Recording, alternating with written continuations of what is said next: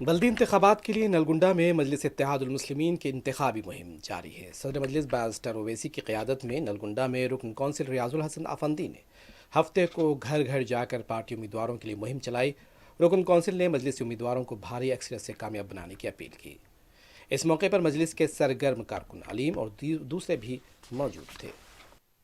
Municipal election میں نقیب ملت الحاج barrister Asad الدین اویسی صاحب، مجھے جناب سید علی اللہ کے انچارج جناب مرتضیٰ صاحب کو یہاں پر الیکشن کیمپیننگ کے لیے بھیجا ہے۔